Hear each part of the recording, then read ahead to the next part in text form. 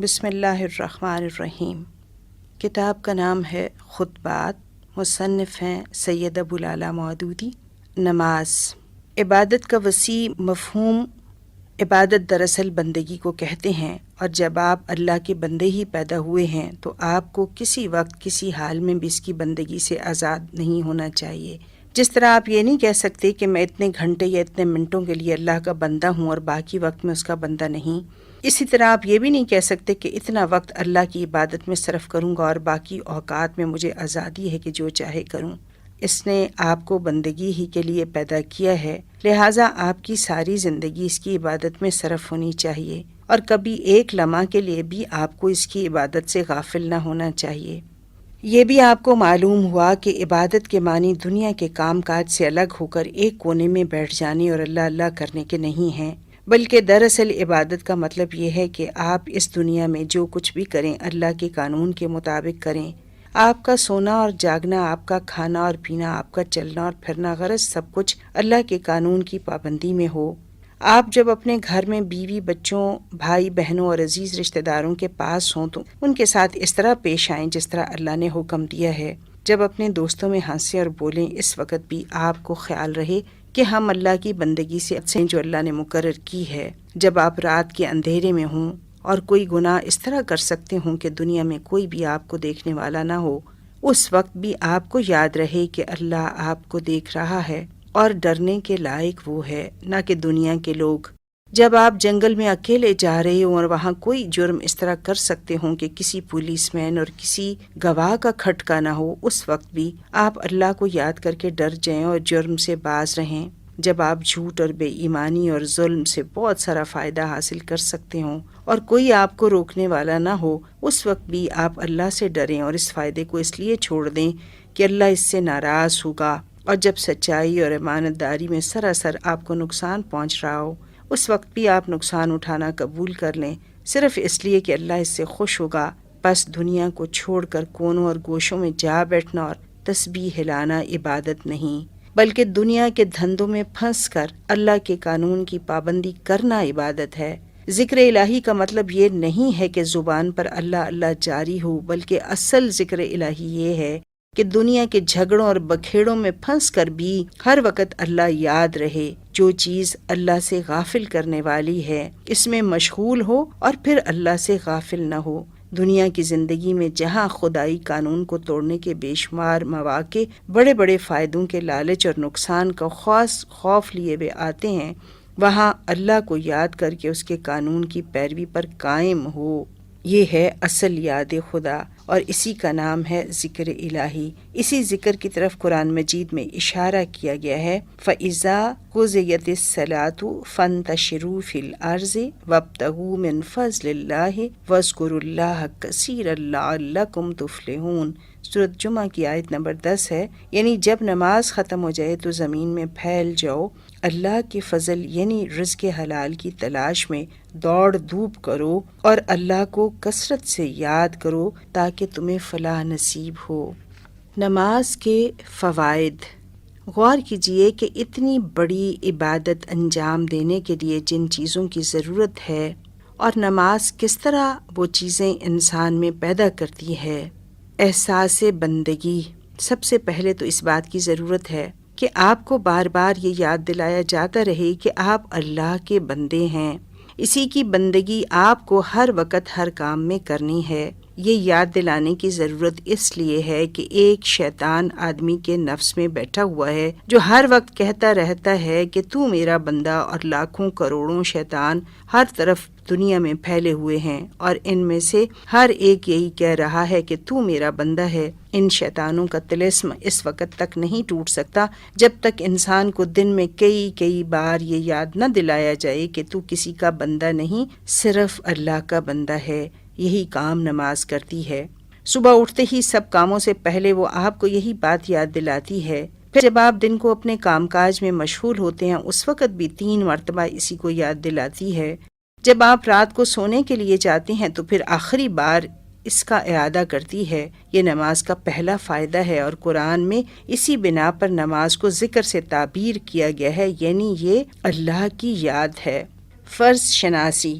پھر چونکہ آپ کو اس زندگی میں ہر قدم پر اللہ کے احکام بجا لانے ہیں، اس لیے یہ بھی ضروری ہے کہ آپ میں اپنا فرض پہچاننے کی صفت ہو اور اس کے ساتھ آپ کو اپنا فرض مستعدی کے ساتھ انجام دینے کی عادت ہو۔ جو شخص یہ جانتا ہی نہ ہو کہ فرض کے معنی کیا ہیں، وہ تو کبھی احکام کی اطاعت کر ہی نہیں سکتا، اور جو شخص فرض کے معنی تو جانتا ہو مگر اس کی تربیت اتنی خراب ہو کہ فرض کو فرض جاننے کے باوجود اسے ادا کرنے کی پرواہ نہ کرے، اس سے کبھی یہ امید نہیں کی جا سکتی کہ رات دن کے 24 گھنٹوں میں جو ہزاروں احکام اسے دیے انجام دے گا۔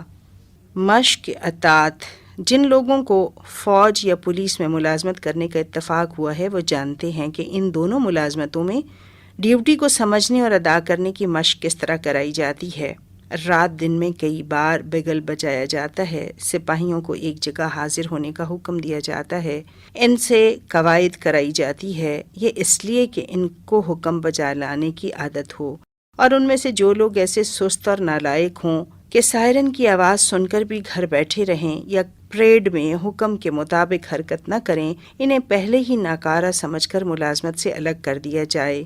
بس اسی طرح نماز بھی دن میں 5 وقت بگل بجاتی ہے تاکہ اللہ کے سپاہی اس کو سن کر ہر طرف سے دوڑے چلے آئیں اور ثابت کریں کہ وہ اللہ کے احکام کو ماننے کے لیے مستعد ہیں۔ جو مسلمان اس بگل کو سن کر بھی بیٹھا رہتا ہے اور اپنی جگہ سے نہیں ہلتا، وہ دراصل یہ ثابت کرتا ہے کہ وہ یا تو فرض کو پہچانتا ہی نہیں، یا اگر پہچانتا ہے تو وہ اتنا نالائق اور ناکارہ ہے کہ اللہ کی فوج میں رہنے کے قابل نہیں۔ اسی بنا پر نبی صلی اللہ علیہ وسلم نے فرمایا کہ جو لوگ اذان کی آواز سن کر اپنے گھروں سے نہیں نکلتے، میرا جی چاہتا ہے کہ جا کر ان کے گھروں میں آگ لگا دوں۔ اور یہی وجہ ہے کہ حدیث میں نماز اور کفر اور اسلام کے درمیان وجہ تمیز اس کو قرار دیا گیا ہے۔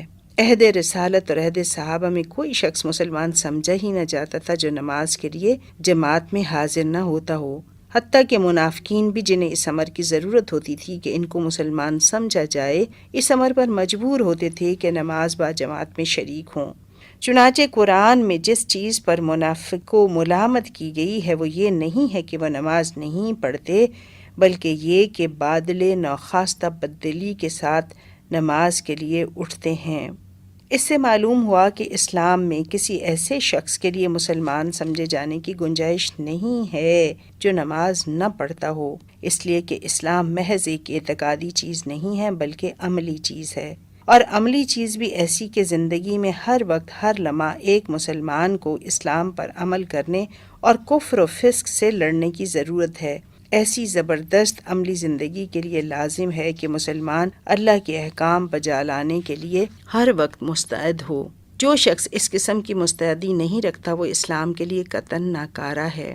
اس لیے دن میں 5 وقت نماز فرض کی گئی تاکہ جو لوگ مسلمان ہونے کے مدعی ہیں ان کا بار بار امتحان لیا جاتا رہے کہ وہ فی الواقع مسلمان ہیں یا نہیں، اور فی الواقع اس عملی زندگی میں اللہ کے احکام بجا لانے کے لیے مستعد ہیں یا نہیں۔ اگر وہ خدائی پریڈ کا بگل سن کر جنبش نہیں کرتے تو صاف معلوم ہو جاتا ہے کہ وہ اسلام کی عملی زندگی کے لیے تیار نہیں ہیں۔ اس کے بعد ان کا اللہ کو ماننا اور رسول کو ماننا محض بے معنی ہے۔ اسی بنا پر قرآن میں ارشاد ہے، یعنی جو لوگ اللہ کی اطاعت اور بندگی کے لیے تیار نہیں ہیں، صرف انہی پر نماز گراں گزرتی ہے، اور جس پر نماز گراں گزرے وہ خود اس بات کا ثبوت پیش کرتا ہے کہ وہ اللہ کی بندگی اور اطاعت کرنے کے لیے تیار نہیں ہے۔ اللہ کا خوف پیدا کرنا۔ ہر آن دل میں تازہ رہنے کی ضرورت ہے۔ مسلمان اسلام کے مطابق عمل کر ہی نہیں سکتا جب تک اسے یہ یقین نہ ہو کہ اللہ ہر وقت ہر جگہ اسے دیکھ رہا ہے، اس کی ہر حرکت کا اللہ کو علم ہے۔ اللہ اندھیرے میں بھی اس کو دیکھتا ہے، تنہائی میں بھی اس کے ساتھ ہے۔ تمام دنیا سے چھپ جانا ممکن ہے مگر اللہ سے چھپنا ممکن نہیں۔ تمام دنیا کی سزاؤں سے آدمی بچ سکتا ہے مگر اللہ کی سزا سے بچنا ممکن نہیں۔ یہی یقین آدمی کو اللہ کے احکام کی خلاف ورزی سے روکتا ہے، اور اسی یقین کے زور سے وہ حلال اور حرام کی ان حدود کا لحاظ کرنے پر مجبور ہوتا ہے جو اللہ نے زندگی کے معاملات میں قائم کی ہیں۔ اگر یہ یقین کمزور ہو جائے تو مسلمان صحیح معنوں میں مسلمان کی طرح زندگی بسر کر ہی نہیں سکتا۔ اس لیے اللہ نے دن میں 5 وقت نماز فرض کی ہے تاکہ وہ اس یقین کو دل میں بار بار مضبوط کرتی رہے۔ چنانچہ قرآن میں خود اللہ ہی نے نماز کی مصلحت کو بیان کر دیا، ان الصلاۃ تنہی عن الفحشاء والمنکر، سورۃ عنکبوت کی آیت نمبر 45، یعنی نماز وہ ان کو بدی اور بے حیائی سے روکتی ہے۔ اس کی وجہ آپ غور کر کے خود سمجھ سکتے ہیں۔ مثلاً آپ نماز کے لیے پاک ہو کر اور وضو کر کے آتے ہیں۔ اگر آپ ناپاک ہوں اور غسل کیے بغیر آ جائیں، یا آپ کے کپڑے ناپاک ہوں اور آپ انہی کو پہنے ہوئے آ جائیں، یا آپ کا وضو نہ ہو اور آپ یہ کہہ دیں کہ میں وضو کر کے آیا ہوں، تو دنیا میں آپ کو کون پکڑ سکتا ہے؟ لیکن آپ ایسا نہیں کرتے۔ کیوں؟ اس لیے کہ آپ کو یقین ہے کہ خدا سے یہ گناہ چھپ نہیں سکتا۔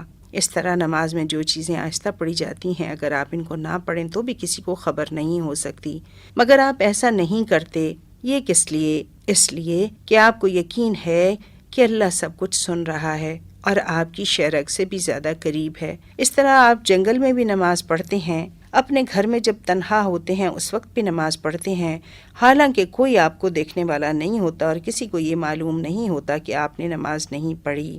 اس کی وجہ کیا ہے؟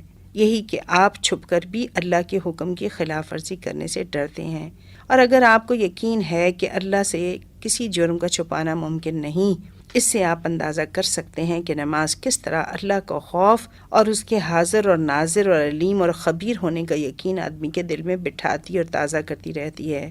رات دن کے 24 گھنٹوں میں آپ کا ہر وقت اللہ کی عبادت اور بندگی میں کیسے گزرتا ہے، جب تک کہ یہ خوف اور یقین آپ کے دل میں تازہ نہ ہوتا رہے۔ اگر اس چیز سے آپ کا دل خالی ہو تو کیوں کر ممکن ہے کہ رات دن جو ہزاروں معاملات آپ کو دنیا میں پیش آتے ہیں، ان میں آپ اللہ سے ڈر کر نیکی پر قائم رہیں گے اور بدی سے بچیں گے۔